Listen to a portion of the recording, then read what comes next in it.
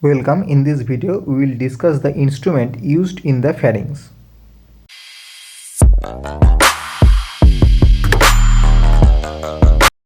So the first instrument is indirect laryngoscope. Indirect laryngoscope. So indirect laryngoscope, it is the indirect laryngoscope. Here it is the handle, or it is the mirror. And this is how we pull the tongue, and the mirror is pushed gently uh, around the cheek and then go inside the mouth, and we see the structures. Okay, we can see the structures. So what is the use? Removal of foreign body, means we can use where the foreign body is located. So mainly fish bones, etc. So we can pull out the foreign body from the oesophagus or foreign body remover, and except this, taking biopsy, it is also helpful. After all, the view of pharynx and larynx, it is used. Okay, indirect laryngoscope.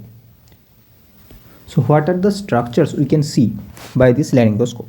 Okay, at first, the larynx, epiglottis, aryepiglottic fold, arytenoid, cuneiform and corniculate cartilage, ventricular band, ventricles, true vocal cord, anterior commissure, posterior commissure, subglottis and ring of trachea. Okay, it is the structure seen in the larynx. Then laryngopharynx, in the laryngopharynx we can see both pyriform fossa, post-cricoid region, posterior wall of laryngopharynx. In the oropharynx we can see the base of tongue, lingual tonsil, valleculae, medial and lateral glossoepiglottic folds. Okay, so this is the view of the anterior indirect laryngoscope. So this is how we use the indirect laryngoscope. We first pull the tongue,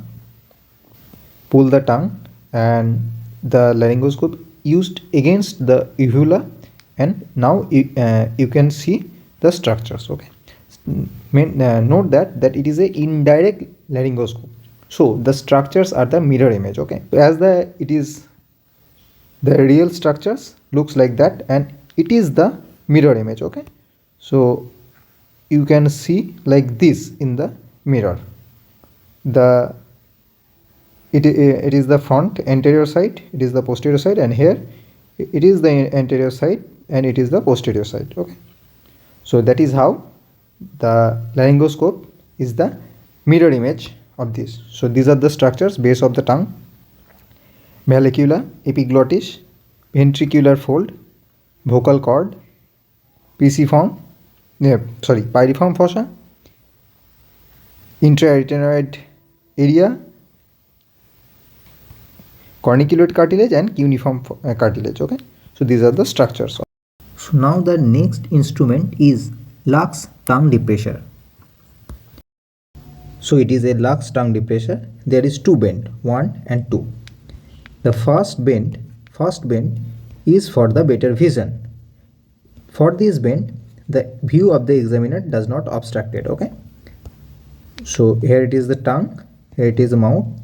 The view of the examiner does not obstruct it, so that the first bend is useful. And the second bend is for the better grip. When the examiner hold this instrument here and press it down, the hand does not slip for this bend. Okay, that's why it has two bends. And the shiny upper surface is also useful for illuminating the oral surface, and that's how we use the tongue depressor. Here the tongue, and it is the oral cavity. Okay, and this is how a tongue depressor is used. Okay, to depress the tongue. And this is also a tongue depressor. Okay, it is called wooden tongue depressor. Difference between the Lux tongue depressor and it is use and throw. Okay, and does not require any sterilization for the use. It is already sterilized in the pack, and we strip the pack and use as tongue depressor and throw in it. Okay, so it goes to biomedical waste, and it is the large tongue depressor. So now the final instrument is the esophagoscope. Okay, it is a rigid esophagoscope. You can see here it is a rigid esophagoscope, and this is the hole. Here it is a hole, 1 2 3 4, there is 4 holes. Okay, so in these holes we use the fiber optic cord. That's why for the illuminations, okay, this light is illuminate also here, so that we use to see what we want to see. Okay, and this hole is for the view.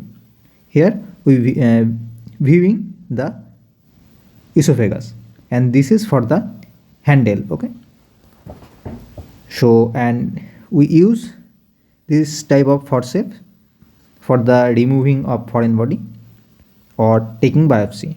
Usually a alligator forceps is used. It is a alligator forceps.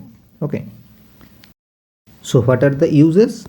That's for the biopsy and remove the foreign bodies. Okay, so now see, there is also some markings.